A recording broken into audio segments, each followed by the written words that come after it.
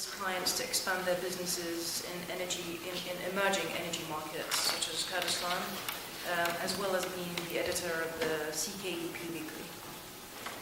Thank you. Thank you, Rana. And I think Rana touched on various issues regarding the referendum, and I think it's not it's best to sort of stay away from whether it's the right thing or the wrong thing to do. What I'll try to focus on today is the economy, the Kurdish economy after 16th of October, and what happened in aftermath of losing Kirkuk, Sinjar, and various other parts of Kurdistan. If I take you back to 2011, Kurdistan regional government has an aspiration to create an independent economy, and we heard the term 1 million barrel oil production per day, and that was, the rhetoric was right, and many people fall in line and try to support this idea of creating this economic independence for Kurdistan. So one day Kurdish state can be born out of creating, as Rana alluded to, build a state rather than declaring it. I think the signs of the plan sort of emerged around 2013 and 14 that it was not working out. However, when the oil prices crashed in 2014, what we saw, the Kurdish strategy of trying to build an independent economy has literally crashed because of the oil prices.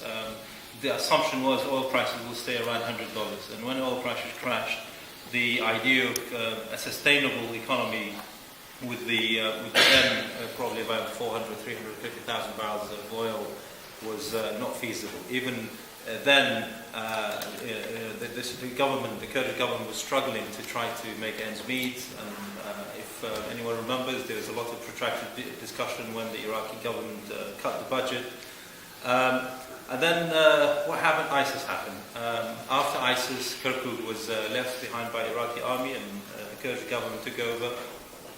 And one of the first things happened, the Kirkuk field were connected to the Kurdish pipeline, independent pipeline, and then was sold. That gave the Kurdish region a boost, but given the oil prices kept coming down, even with Kirkuk oil, the KRG could not really pay the bills. We saw now nearly 2 years since the employees of government are getting paid about half of their salary, or maybe 60-65%. And that's obviously caused a lot of economic slowdown. All the other sectors have slowed down with it. I think one of the flaws when KRG took over Kirkuk, and one of the mistakes which we see the results of it now.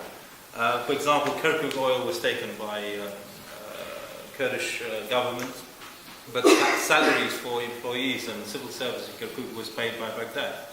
So KRG was quite happy to take the oil, but physically, literally, they couldn't really afford to pay the wages. Even Baghdad obviously pragmatically paid the wages because they didn't want to let go of Kirkuk.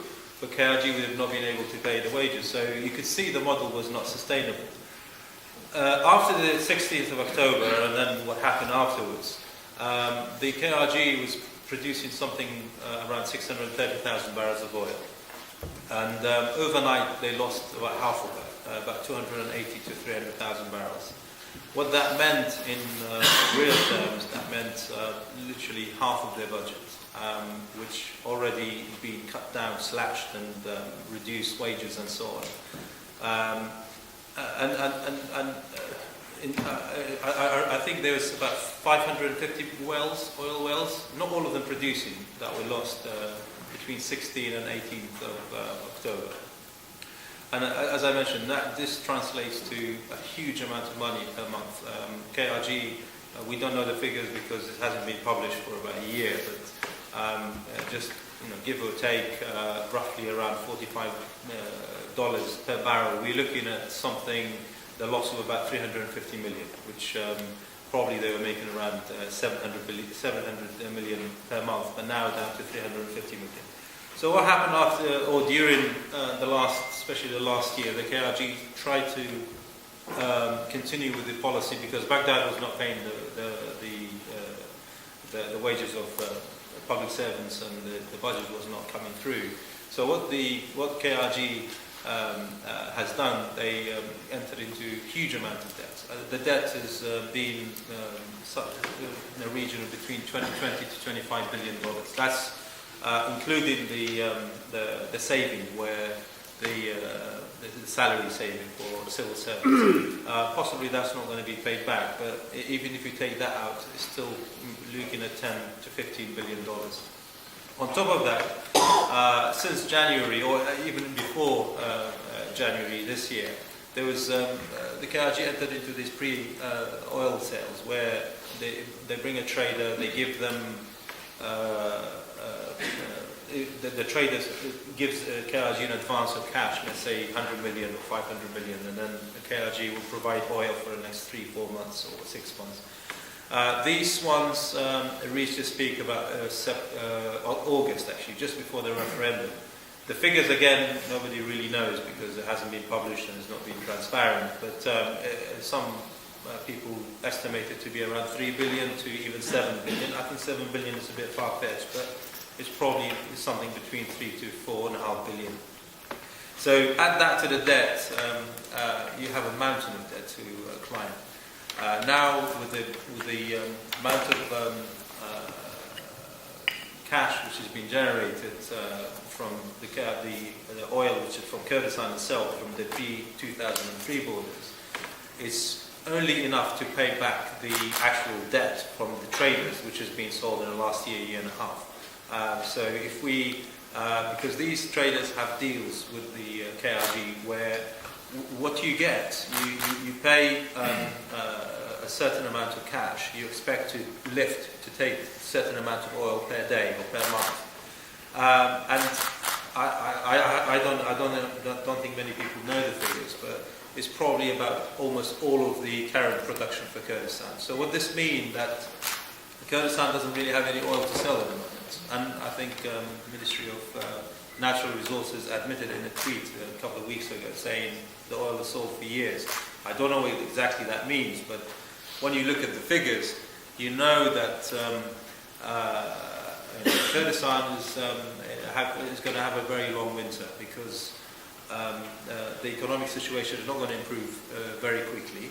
Baghdad is not willing to pay that debt just for sake of it because it's debt, because these debts have been accumulated. There's an argument that KRG can say, well, our budget was cut and Baghdad didn't pay and so on, but then Baghdad have a different argument saying you're selling your own oil, you're taking Carduchi oil with it as well. So I don't expect to see any sort of deal on the budget. As we know, in recent days, there's a huge debate about the cutting of the budget from 17% to 12.5%. That's another issue to be discussed. But when you look at the figures, KRG can't sell oil at the moment. They haven't got, because I don't think any trader in their right mind will now pay money in advance to get oil next 6 months because there's a threat of the pipeline being cut. It hasn't been cut so far, but there is that threat. So I think on the streets still people hasn't felt the pinch because there's obviously some money in the coffers, maybe $1 billion, $2 billion, we don't know. But estimates range, by my reckoning, probably by February we will see a complete, I wouldn't call it a bankruptcy, but there will be actually no money to pay anything, even to the day-to-day running of government, unless something changes, unless Kurdistan and Erbil and Baghdad start serious discussion and some cash coming from Baghdad. I think I'll leave it here, and I'll probably think people will have more questions, and I'll pick up later. Yeah, sure. Just thank you for using.